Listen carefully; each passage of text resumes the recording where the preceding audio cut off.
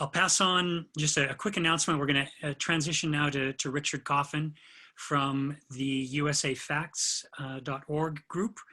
And before we do that, I just wanted a quick mention that we have a job board on the Lunchalytics site. So if you're the type of person who likes doing this type of research, or you are an analyst or a data visualizer, or you're a company or an organization that is looking for those, this is a target-rich environment, and the website is the way where you can post positions for those types of jobs, and it will reach out to the attendees and others who are interested in analytics and the intersection between finding the insights and making an impact. So please go there. And with that, I will transition over to Richard. Fantastic. Well, first of all, thank you all so much for inviting me to be here today. We've had the great pleasure for the past year or so of working with Dark Horse Analytics and Lyft Interactive in Edmonton. So I feel like we've gotten very close to the Edmonton data visualization community, and so very, very excited to be here with a broader audience today. My name is Richard Coffin. As Dan mentioned, I lead our product team at USA Facts and helped found the organization 5 years ago. I figure I'd start a little bit by talking about USA Facts and what we do. USA Facts is a nonprofit, nonpartisan civic initiative that provides government data to the American public. And we aim to make this data understandable and usable for the broader public to really anchor debate and create a source of fact for any debate that goes on in the country. We started about 5 years ago, as I mentioned, when Steve Ballmer, formerly Microsoft CEO, and Connie, his wife, went out and really in earnest started working on their philanthropy. And sort of anchored in what David was talking about, they realized that if they're really going to fix some of the gaps and fill in gaps in education and help fight poverty and really help kids achieve the American dream, they would need to understand where government, which spends trillions of dollars a year towards some of these problems, really is spending their money. And he was surprised that there wasn't really a place where you could see federal, state, and local government spending in one place. In the US, people are often surprised to understand that we have 90,000 governments between the federal government, state government, local, county, municipal, township, school district, et cetera, governments. And there is no really standardization of how these organizations present data. And so we dove headfirst into this way of how do you both combine all this data in one place and then visualize it. Why government data? We focus on government data because for a few reasons. It is a source of truth. Any organization that really wants to make a difference should use their own data to do so. And the government invests $7 billion of taxpayer money a year in this. So it really is the public's data. And while it may be imperfect, we do believe it's the best that's out there. So we focus on that set of data. We, in terms of our principles of how we operate, we only use government data because it for us makes it factual. We attempt to be as unbiased as possible. We really don't have any partisan agenda. We will show people the data and the facts, but we really encourage people to take the data and then decide what they believe the future should hold. So we are nonpartisan in that way. We're comprehensive, as I mentioned. We combine federal, state, and local data into one place so that people can really understand the full state of the country. We try to be contextual. It's far too easy in this day and age for people to choose their own facts, which is a nightmare for us. So we try to provide as much context as possible, whether it's historical trends, other relevant data, parts to whole, part of the big picture, what have you, to really make it easy for people to understand where whatever they're looking at fits in the bigger scheme of things. And then finally, we really work to be comprehensible. One of our biggest challenges was we had to organize government data in a way that made sense. The federal government's organized different from state and local governments. And so we had to organize everything in a way. We used the preamble to the US Constitution as our organizational structure. And then we had to visualize it. And so we spent a lot of time creating a platform by which we could actually present this data to the broader public. So why am I here today? We really, through this time period, through the last 5 years, have spent so much time visualizing data with an effort to get it out to the public, that we've really learned a lot about what works and also what doesn't when it comes to making visualizations that are useful for informing public policy in the debate.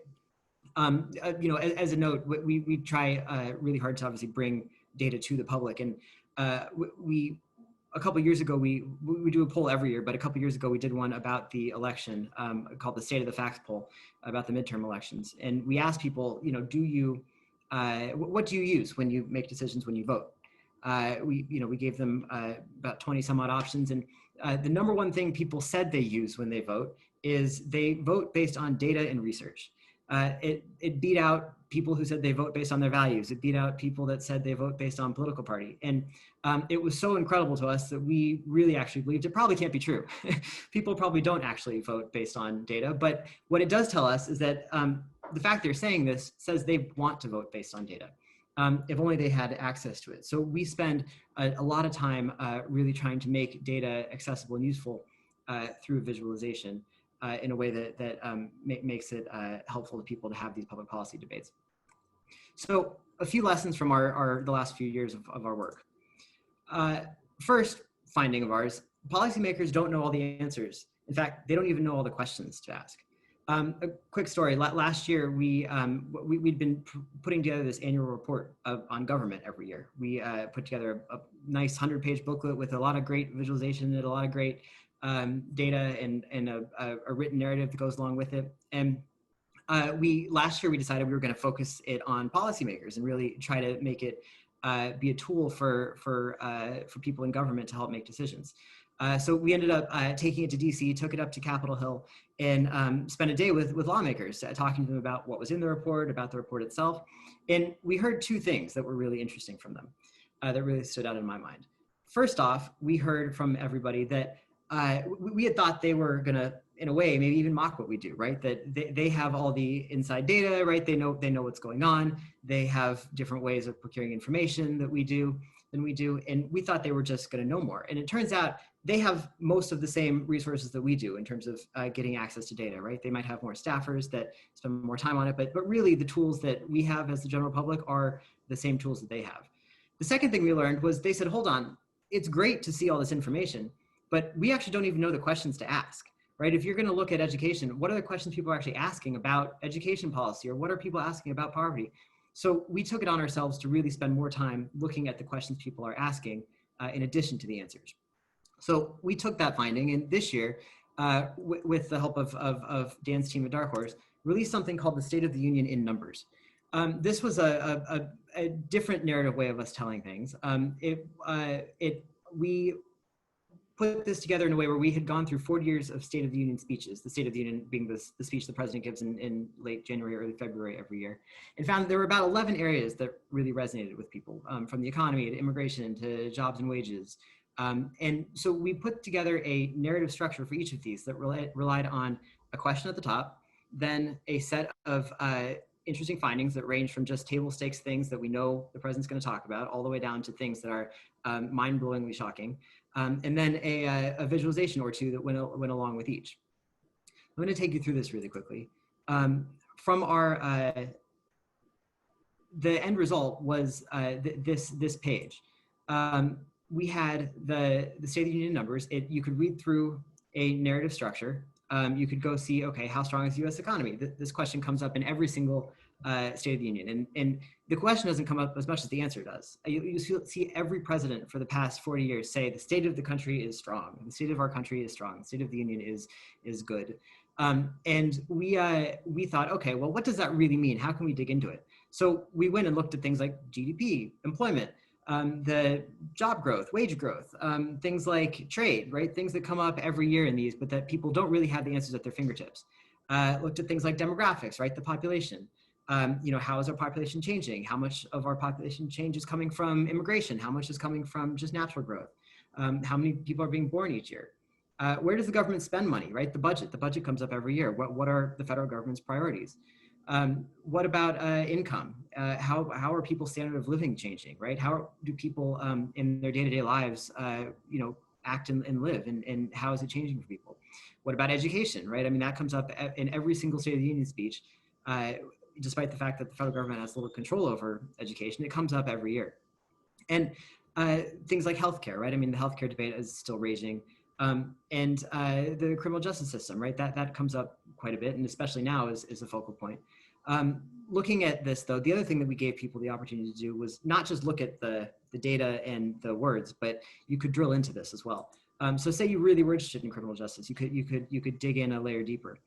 And what we provided here is, again, here's the narrative structure. But now each of these visualizations, each of these topics has a visualization that goes along with it and a little more information. You can see trends over time. I mentioned the context, super important.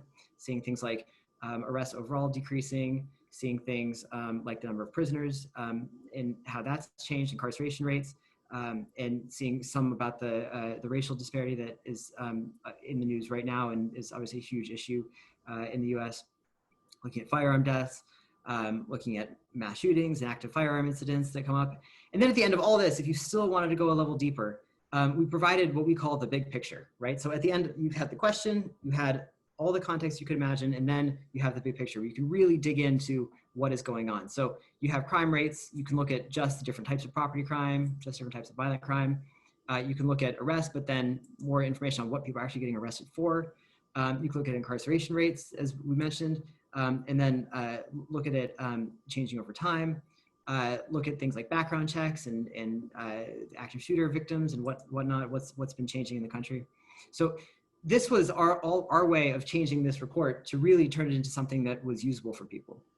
And the result of this entire situation was that, 6 months later, people are still visiting this. It's the most engaging product on our site, and that people are coming to it and spending almost 4 minutes here every time they come visit, more than they're spending on any other section of our site.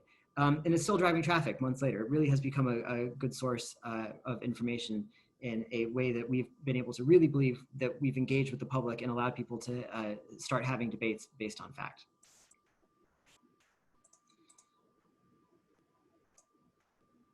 Second finding, advocates need tools that tell stories. When we released our website the first time around in 2017, we had really done the work to do three main things. One, we had aggregated this enormous amount of government data across all these different areas that we had talked about, and had really done a full audit and aggregation of government data. And we had visualized it with a set of aggressively pink spark lines that have been a hallmark of our site since the beginning of it. And we thought, wow, people are going to just dive into this data. They're going to love it. They're going to go find all the insights and have a great time. The second thing we did was we put together an annual report that I mentioned, the one we were just talking about, where we thought people were going to, read the thing and be, oh yeah, here's a great policy tool. And that took us both those things took us 2 to 3 years to do. The third thing was we spent about a month putting together a Sankey diagram that showed government revenue and spending on the same plane, and so you could visualize it all at once.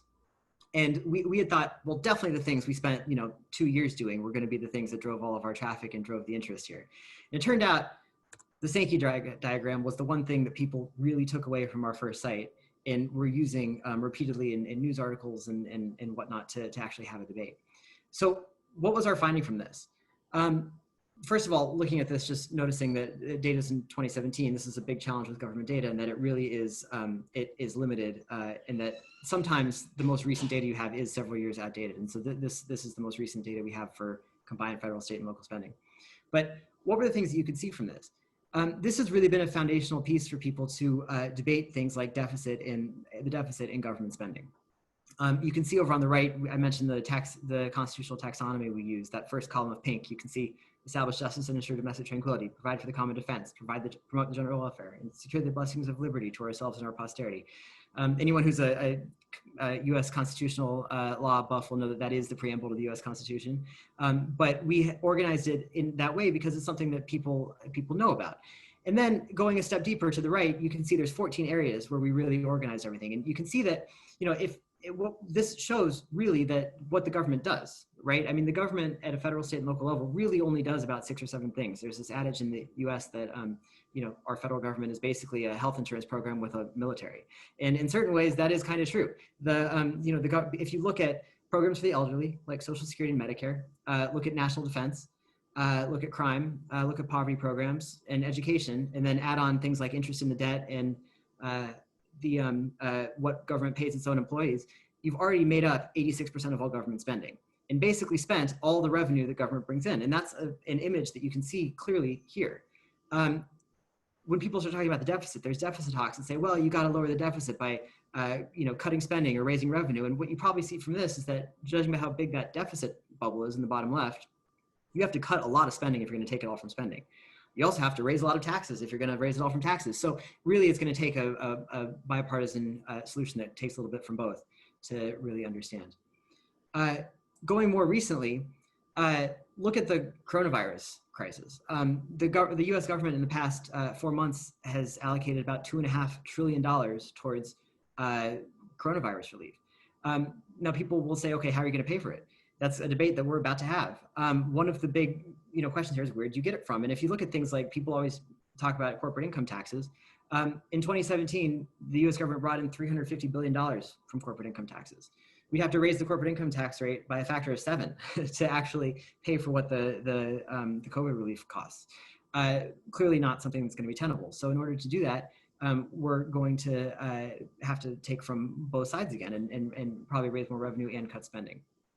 The whole point of this is that this particular visualization that we spent some time on and really have grown to love can be a foundational element for debate, but it has to tell a story. And so that's what we try to do now with all of our visuals, really make sure that they tell a story right up front and aren't entirely exploratory from the get-go. Third finding, it's really all about the data. Visualizations are awesome and they're really exciting, and sometimes they can be incredibly beautiful. But at the end of the day, it's about the utility in showing data in a way that makes sense to people. And so I wanted to bring an example from our recent work, again, related to COVID. David started bringing up some of the issues with COVID in the US and some of the data challenges. We at USA Facts, wanting to be a central hub for government data, set out at the beginning of this crisis to gather data from sources around the country. We looked at, we were surprised, and also at this point not surprised, to understand that the Centers for Disease Control didn't really have a single pipeline of data from local governments to the country. And when it comes to the coronavirus crisis and how people were counting cases and deaths and whatnot, the federal government relied on states to do it, and states relied on counties to do it, and counties sometimes relied on cities to do it. So you had different cities that had their own health departments showing these numbers, and counties that were doing it differently, and states that were doing it differently. And at the end of the day, it ended up being a great lesson for us in how not to do data visualization, in that every single place had a different way of doing it. So what this looked like for us was, between about 9 p.m. and midnight Pacific time every day for the past few months, we've gone to all these organizations. We've had to deal with places that, if we're lucky, showed a Tableau dashboard, and if we're not, showed a image of a map, or showed a table, or in some cases just had their governor go out and give a press conference, which New York was doing at the beginning. And all of these things are different ways of data visualization that we had to really comb through to understand what was going on in the country. But we did it every night, and at the end result was we were able to put together one of the first county by county, day by day trackers of what was going on in the country. And you can see this map on the right. This was what the end result was, and we have it on our site right now, and we're still growing and re-releasing it in the next couple weeks. But we were able to really put all this data together that came from so many different visualizations into one very utilitarian visual, where you could go through and see county by county, state by state, what was going on. It wasn't the most beautiful thing in the world, but it was useful. And I think that's the thing that we've really come to know, that useful data visualizations are the best. Now, what does use of it look like?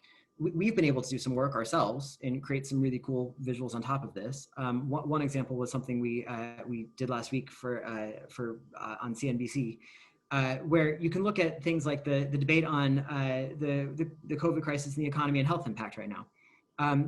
There's been some questions about states reopening and at different paces, and one of the things that we were able to show was that there is a very different health and economic impact across states in the U.S. New York, for example, where there have been a ton of coronavirus cases and also a lot of job loss, had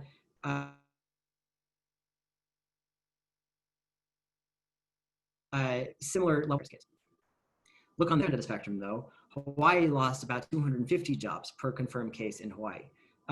So it both shows a little bit of how these two different crises that unfolded at the time, one on health and one on the economy, were really impacted places in a different way. Another thing that happened, though, was that this utilitarian data visualization that we had and the underlying data was useful for a lot of other organizations to really help them create interesting findings themselves. So these are three examples of the many of organizations that actually took our data and map and did their own thing with it. You can see on the bottom left, the Weather Channel. They took our data and created a map of their own that you could zoom in on every single state and county and show what was going on with coronavirus there. ESPN took our data and the map and turned it into a list of what was happening in different baseball cities in preparation for whether or not baseball was going to come back this year.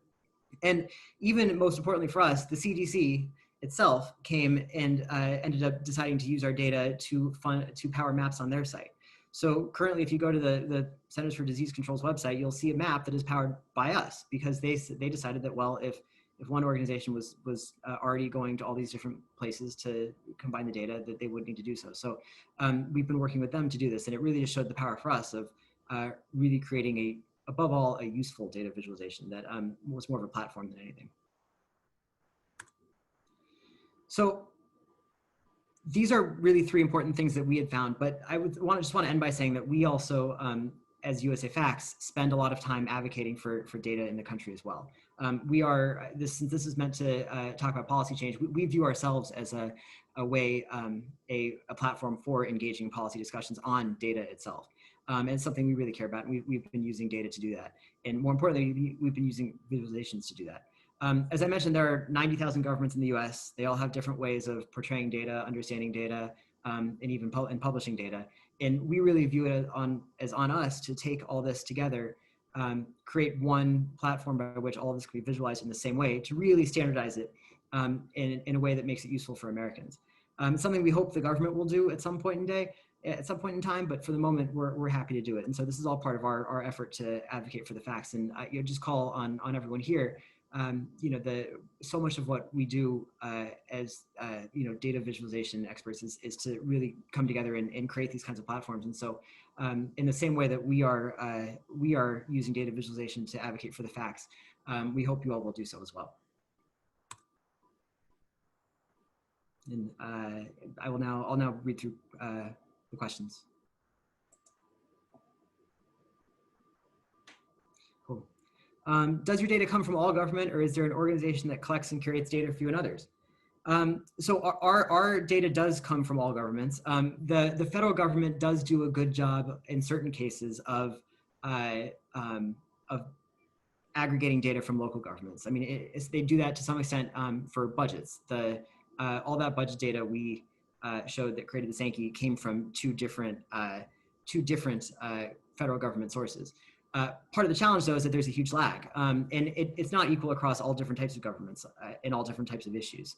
The coronavirus situation was a big example of, with decentralized healthcare systems and decentralized data collection, the federal government didn't have a way of doing that. So we do have to go to all different governments to do that. So it's a bit of a mixed bag there, and we are beneficiaries where it exists, and we put it on ourselves to become the source of essentially curated hub of data where it doesn't exist. Are you tracking COVID cases in real time as a result of the current protests? If yes, how are you gathering data from multiple sources in real time? What has been our approach? Great question. Yes, we are continuing to track COVID cases in real time. We have built out, rather than doing our marathon each night of going to all these counties and states, we have built out a scraping infrastructure that looks at basically all the data sources that we are tracking and imports data every single day. So we have data every day from that's up to date as of yesterday, more or less, and it's as up to date as when these state and local governments really come out. This week we are releasing our next version of this, where you can go state by state and look at the number of cases each day. So you should be able to see exactly what you're talking about, the growth in different places, and we will be looking into at some point in time whether what hotspots are and whether or not there are places that are rising and correlated with protests. What are your recommendations for building data curation pipeline outside of the US? I.e., if I wanted to build a similar site in Canada, do you have any tips that I can bootstrap from? We love CanStats, I believe it's called. We're a huge fan of the Canadian government's attempt at bringing together statistics like this. I would say lessons that we've learned in terms of building a data pipeline. The most important thing is coming up with a taxonomy for how you organize everything. I don't know enough about Canadian governments to know if it's the same as it is in the US, but at least in the US, none of these governments talk about things in the same way. The federal government doesn't even talk about things in the same way. The budget's organized one way, the House of Representatives is organized a different way, the Senate's organized a different way. They all have different ways of looking at topics. And so coming up with that one structure by which you can bring all these governments together is the most important thing. Next effort is to really look at what's out there, right? Do a data audit. There are certainly some places where the data is great and flows between governments and is aggregated at the national level that you can use from. And if it's in a way that it's open technologically, you can build scrapers, and that's where we've done what we've done where we can. And without that, it takes a bit of a manual effort to go to each of these places and make sure that the data is most up to date.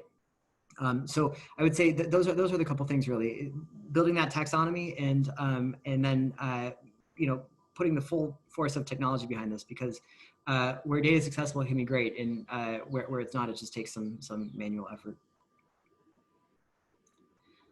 Why are we interested in the U.S. government? Also a really good question. I think one of the main reasons we really focus on the U.S. government is in U.S. government data is that there are so many sources of data in the U.S. and so many of them really have challenges that they face in terms of their people's trust in them.